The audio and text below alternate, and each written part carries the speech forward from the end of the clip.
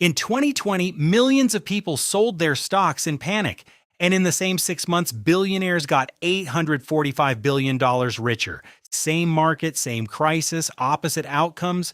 Picture this. It's March 2020.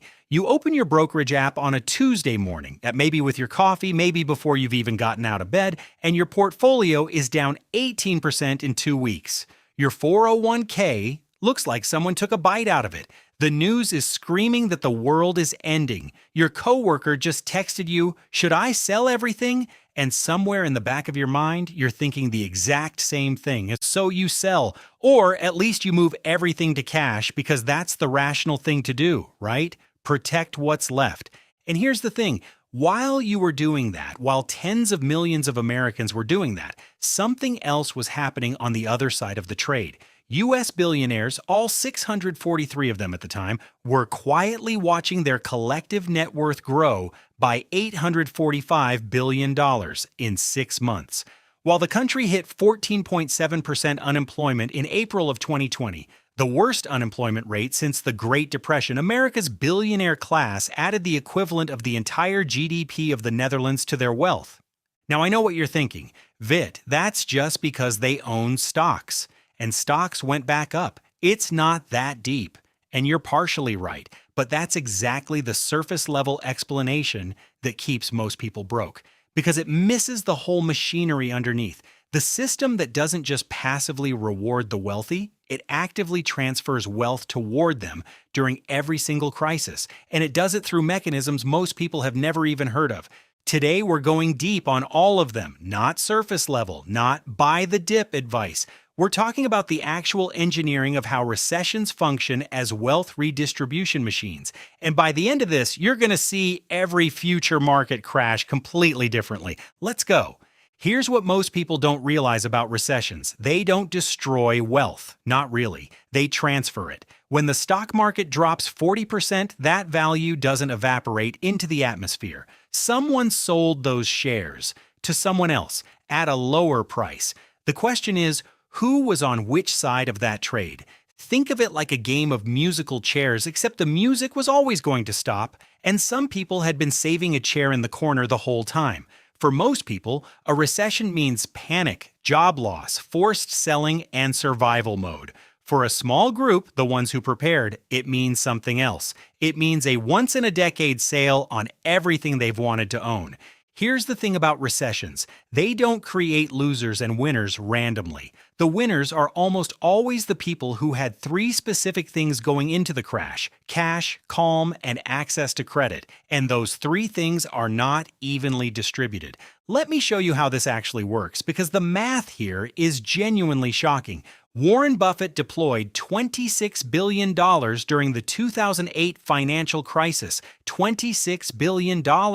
When Lehman Brothers was collapsing, when banks were freezing credit, when normal investors were in full panic mode, Berkshire Hathaway was writing checks. He invested $5 billion into Goldman Sachs in September 2008, at the absolute peak of the fear, and secured preferred shares paying a 10% annual dividend, plus warrants to buy Goldman stock at $115 a share when it had been trading near $200 just months before. When markets recovered, that single deal generated billions in profit, not because Buffett got lucky, because he had the cash and the composure to buy when everyone else was selling. Now here's the psychological insight that changes everything. He didn't do this because he's fearless. He did this because he reframed what a crash actually is. For most people, a falling stock price means loss. For Buffett, a falling stock price on a fundamentally sound business means discount. Same asset, completely different mental frame. And that mental frame is worth billions. This is where it gets interesting. The same dynamic plays out in real estate, and this one hits much closer to home for regular people. During and after 2008, private equity firms raised massive pools of capital specifically to buy foreclosed homes, purchasing over $15 billion worth of single-family homes at steep discounts while ordinary families were being evicted. They converted those properties into rentals, and then they waited for the recovery. The families who lost their homes, many became renters of those same homes, paying rent to the investors who bought them at crisis prices. Now you might be thinking, That's predatory. That's not something I can replicate. And ethically, you might be right to feel that. But the mechanism it reveals is critical. Recessions force desperate sellers, and desperate sellers create irrational prices. The buyer who shows up with cash and patience during that moment captures generational value. Now let's talk about the second mechanism. Because distressed asset buying is obvious once you think about it, this next one is invisible to most people, and it might actually be more powerful. It's called quantitative easing. And if you've heard that term before, you probably heard it in a context that made it sound boring. Trust me, it is not boring for your wallet. Here's what happens. When a recession hits, the Federal Reserve steps in to stimulate the economy. One of its main tools is buying massive amounts of financial assets, treasury bonds, mortgage-backed securities, from banks and institutions. The goal is to push interest rates down and get money flowing. Here's the part almost nobody talks about. When the Fed buys those assets, it drives their prices up. When yields, the return on safe assets like savings accounts and bonds, crash towards zero. Investors have no choice but to move money into riskier, higher-returning assets, like stocks, like real estate. The New York Federal Reserve itself published research confirming that quantitative easing, while it helped reduce unemployment across the board, specifically widened the income gap between the top 10% and everyone else by raising profits and equity prices. That's not a conspiracy theory. That's the Fed's own research institution saying it. And here's why this matters for inequality. The top 1% of Americans own roughly 54% of all stocks, according to Federal Reserve distributional wealth data. When Fed policy inflates stock prices, which it explicitly does, more than half of those gains flow to 1% of the population. Meanwhile, working-class Americans, who hold most of their wealth in labor and maybe a small savings account, see near zero returns on their cash while watching the cost of homes and stocks go vertical. As one analyst put it plainly, by making homes and stocks more expensive and unaffordable, QE widens the wealth gap between those who owned those assets before the Fed began its programs versus those who weren't yet significant asset holders. Here's a metaphor that might make this clearer. Imagine the Fed turns on a giant sprinkler system to water the economy. The water, the liquidity, goes everywhere, but the people with the biggest buckets catch the most water. And the biggest buckets are owned by people who were already wealthy before the sprinkler turned on. The architecture of how money flows in a crisis systematically roots it upward, not because of malice, because of structure. This is where the psychology piece becomes absolutely critical, because knowing the mechanics isn't enough if your brain is wired to sabotage you at exactly the wrong moment.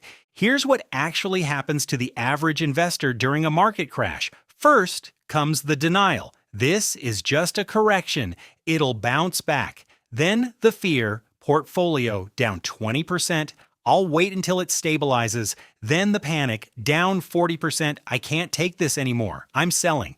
And that is the moment, that is the exact moment when most wealth transfers happen.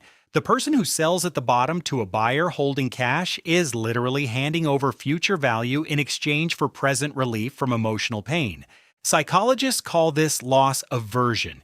You feel the pain of a $10,000 loss approximately twice as intensely as you feel the pleasure of a $10,000 gain. Your brain processes financial loss in the same region that processes physical threat.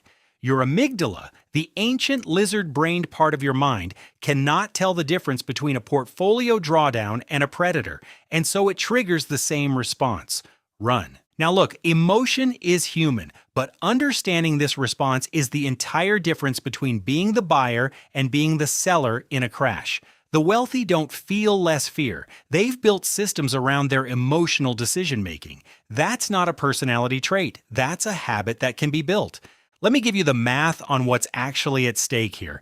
If you had invested $10,000 in the S&P 500 at the absolute worst possible moment, right before the 2008 crash in October 2007, your investment would have dropped to roughly $5,000 by March 2009. Painful, really painful. But if you held by 2013, you had your $10,000 back. By 2024, you had over $40,000. A four-bagger from literally the worst entry point in a generation. Now imagine you sold at the bottom in 2009 and moved to cash. You locked in a 50% loss, missed the entire recovery, and left $30,000 on the table. Now the flip side. History shows that investors who buy at bear market lows see the Nasdaq return an average of 22% after 1 year, 52% after 3 years, and 87% after 5 years. Same time period, different entry point. The person who bought at the bottom didn't just recover. They built 3 times to 8 times wealth from a moment when everyone else was selling. This is exactly why the top 1% captured 95% of all income gains from 2009 to 2012, the 3 years immediately following the Great Recession's trough. Not because they worked harder, because they bought when others sold, held when others panicked, and had the resources to do both.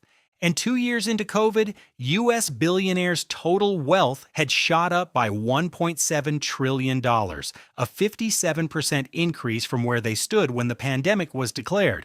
4 years out from the pandemic, U.S. billionaire wealth was up 88% from a crisis that devastated tens of millions of families. Here's what most people don't realize about liquidity, and this is the third mechanism that almost never gets discussed.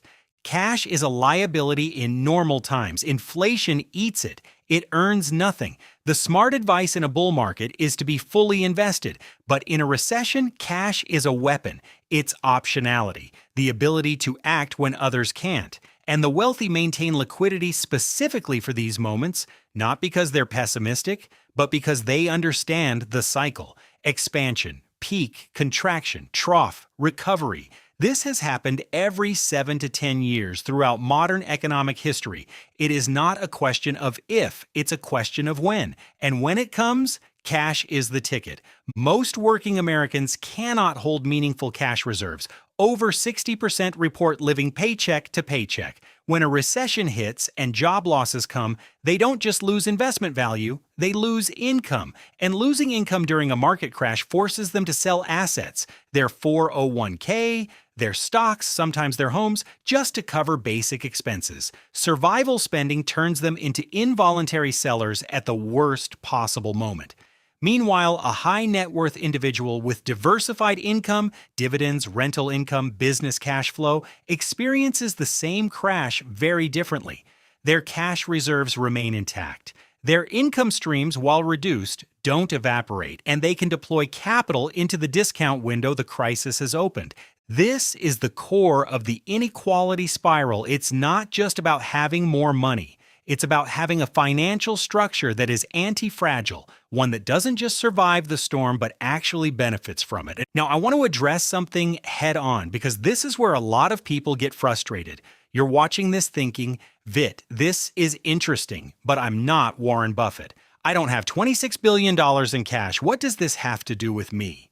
Fair. Completely fair. Let me flip this from macro observation into something you can actually act on. First thing, understand that the principle scales down. You don't need billions to buy the dip. You need a framework that keeps you from selling at the bottom, and ideally has you buying instead. That means 2 things, an emergency fund and an investment plan you've written down before the crash happens. Here's the thing about investing rules. They have to be written in peacetime because you cannot write them in wartime. If your rule is, I'll figure it out when the market crashes, your lizard brain will make that decision for you, and it will be wrong every single time. The rule needs to be specific and pre-decided. If the S&P 500 drops 20%, I increase my monthly contribution by 25%. If it drops 30%, I deploy my emergency fund overage into index funds. Written, committed to, non-negotiable. Second thing, get long on assets, not just on labor. The most dangerous financial position you can be in during a recession is having all your economic value tied to your job. Income diversification is not a luxury for rich people. It is the single most important financial infrastructure a middle-class person can build. A side business, rental income, dividend stocks, even a small royalty stream. any income that doesn't stop when your boss calls you into the office. Third thing, stop treating your index fund like a scoreboard. Every time you open your brokerage app during a crash to check how much you've lost, you're reinforcing the emotional pain loop that will eventually make you sell. The people who built wealth during COVID didn't open their portfolios in March 2020. They looked at their investment thesis: the global economy will recover, quality companies will survive, and they held or bought more. Here's the bigger picture, and this is where I want to leave you. We talk about recessions like they're natural disasters, random, chaotic, equal opportunity destroyers. They're not. They are, in a very real way, scheduled redistributions. The timing is uncertain. The direction of the redistribution is not. Every single major recession in modern history, 2001, 2008, 2020, has ended with wealth more concentrated at the top than it was before. This is not an accident of nature. It's the predictable output of a system where asset ownership, access to capital, and emotional discipline are all concentrated among the same demographic. But here's what I genuinely believe, and this isn't just a motivational sign-off. The rules of this game are not secret anymore. The research is public. The mechanisms are documented. The psychological traps are mapped by decades of behavioral finance research. What was once the quiet knowledge of wealthy families is now available to anyone willing to study it seriously. The wealth transfer will happen again, maybe in 2 years, maybe in 5. The economy runs in cycles. The Fed will do what it always does. Fear will make millions of people sell at exactly the wrong time. And on the other side of those trades, there will be buyers who understood the game well enough to sit still, stay liquid, and swing when the pitch came. The next crash is already scheduled. The only unknown is whether you'll be forced to sell, or ready to buy. Start building your answer now, not when the market is down 40% and your hands are shaking. Now, because by the time fear is in the air, the people who prepared will already be writing checks. See you in the next one.